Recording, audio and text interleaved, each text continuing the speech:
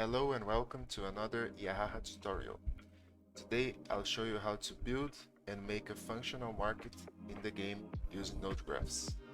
So this is part 1 and I'll show you how to build the market in the scene, and on part 2 I'll show you how to swap the items when you are inside the market zone.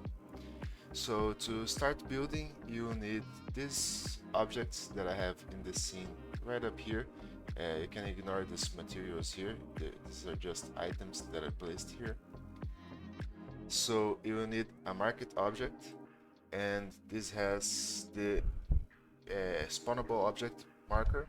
It's called market here, and we have a little zone, a little effect in front of it to mark the tradable area, right? And then we have an item.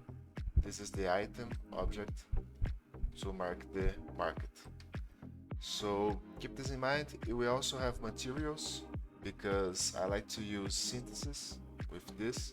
So you have a recipe here for the market. You use 5 material, you get 1 market, because the script uses the item added event. So let's build it step by step here. We have the build node graph. We will open it and we can start building. So the first thing we need to do is to actually register the player in this type of script. So we'll start by player joined and we get player entity. Okay, then we can register. We do another event, the spawned event. We register this again. There we go. Now we can actually start with the item added event. So we can take this. With the item added, we'll take the player entity, because this is what has the backpack. And then we will get the item ID right here. Do a branch, actually, integer equal, and then a branch. So here we use the item ID. This, show you, this ID right here, number 1. So if it's 1, then we start this whole script right here. So what we will actually do when we add this item is spawn the market. Now, where do we spawn it? This is also an important part because it's the tracer. Here you are. This is an empty object that traces the player position. Here you see that we have the tracer mover component, and in front of it we have the build lock. So this is where we want to spawn our objects, and this is what's tracing the player. So this is the part that's a bit more complicated. We have to do some improvisation to make it happen, but it works. So when we start the game, we can already start this trace, right?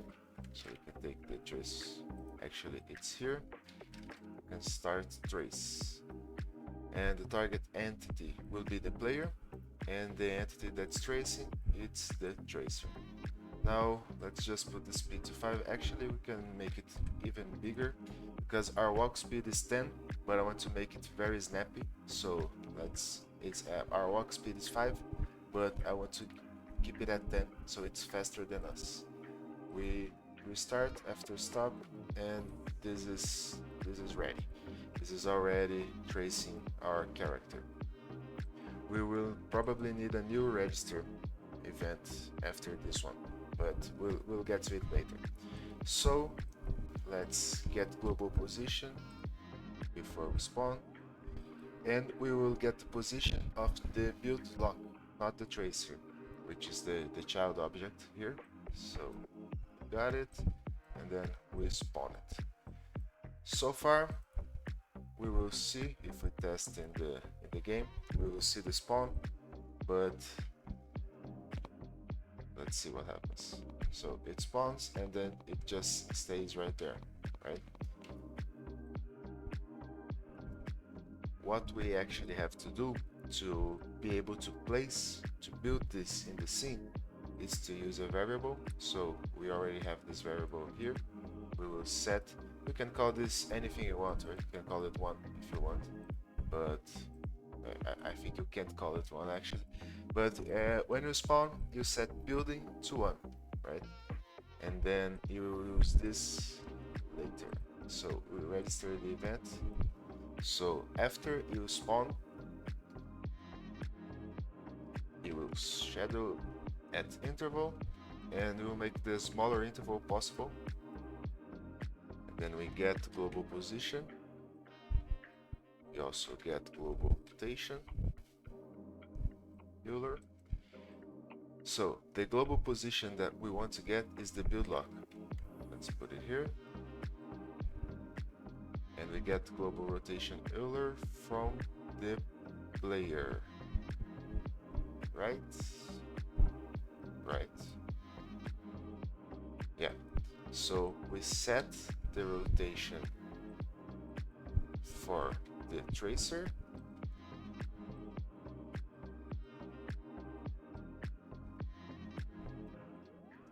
And we set the global position for this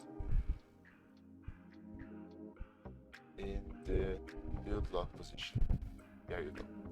So let's see if this is working as intended. Sometimes it's a bit of trial and error. I have done this before, this script, a few times, but okay, there it is. So yeah, it's already working as intended. So if you move, the market will move with you, it will rotate with you, and you can now place this in the scene. Now, how do you do this? How do you place this? Very simple. You just have to manipulate this variable here, the building variable. That's why I said we would probably need a new register, and we do.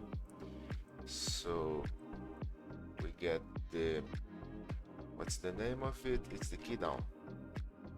Key down, basically when you press something, when you press a key. The code for spacebar is 1001, so you can use any key you want, but I usually use spacebar. Do a branch here. Okay, so if the player presses spacebar and not any time, we have to do another branch because we need the building variable to be at 1. So otherwise this script here will be triggered every time you press spacebar, which I don't think it's a big issue, but I always like to cover myself in this type of script because it tends to get more complex later, right? So it's better to have everything right. So if you press spacebar, if building is at 1, you just set building at 0. Okay, there is actually one more thing missing here. That's what I missed earlier. In order for this to work, the market has to follow you only when building is 1, right? That's the issue. So we get here, we do the integer equal 1, and then we just do a branch. So the market will only follow you as long as building is 1. That gets triggered over here, and then when you press, it gets back to 0. And that's how it will stop following you and will get placed on that spot. So when I press spacebar, it just stays in the scene, and then it will have a script right here for when the player enters the zone that I will teach on the next episode. So let's take the building materials here to show how it would work in the game. So let's just synthesize one market. There you go, it's right in front of us, and then we press spacebar and it's built, and that's basically how it works. It's a pretty simple script and it can make some really cool things in your game. So stay tuned for part 2 and I'll see you there.